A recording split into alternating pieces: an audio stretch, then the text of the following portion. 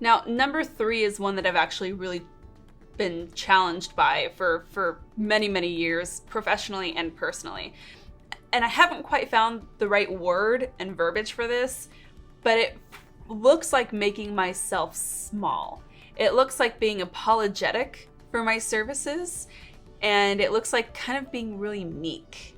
Now, like I said, I haven't really nailed down the exact word, but it's a feeling that I get when I feel as if I am not worthy of my client's commitment or of the income that I'm able to generate from the services that I provide. Now, don't get me wrong, I take a huge amount of pride in my business, in the way that we do things. In fact, one of our team values is to do all things with excellence, because we believe that however you do one thing is how you do everything. And I live my life that way. However, for whatever reason, I'm sure something happened to me when I was younger that made me think that I always had to play small, and especially when it came to business situations. I found myself being really apologetic and not really being bold enough to ask for the business when I needed to ask for the business.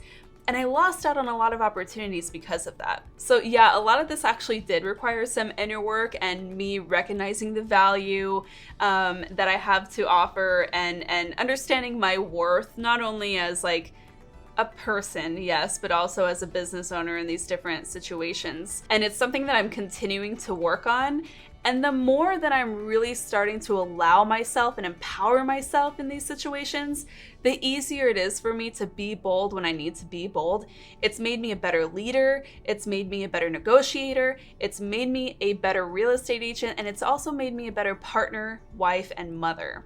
Now, kind of hand in hand with that, number 4, the other thing that I really had to quit my addiction to was other people's opinions. So for years, I was so concerned with other people's opinions. And, you know, everyone's going to share their opinion with you. Everyone has a way that they think that something needs to get done. And for a long time, I listened to the opinions of people that I really shouldn't have. And one way that I had to kind of overcome that was to take a step back and think about the individual who was trying to share their opinion with me. And before I really let it impact the way I felt or proceeded with a certain endeavor, I really asked myself a couple of things. And I tried to determine whether or not they were qualified to give me advice or their opinions in the first place, right? Like, were they more successful than me? Were they living the life that I desired? Have they been where I wanted to go?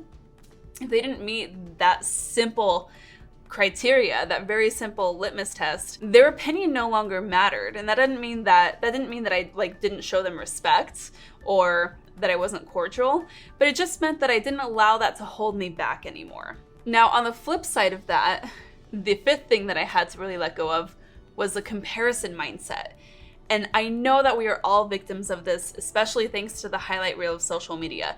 But I will tell you right now, so much changed in my business when I stopped trying to compare myself to others on their journey. Now, there were times when just overhearing a conversation from an agent in our office or seeing another agent share a win on their social media feeds would literally trigger me and make me start to question, again, my worth, my value, my progress in my business, when really I needed to stay super interested in the process. I needed to keep putting one foot ahead of the other.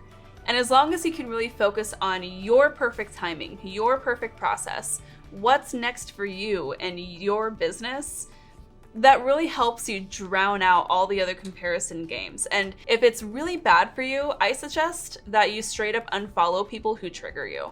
You do not have to be friends with everybody on social media, and you do not have to be around people who trigger you either. So really think about, if you are falling victim to the comparison mindset, ways that you can help protect your space and your peace against that.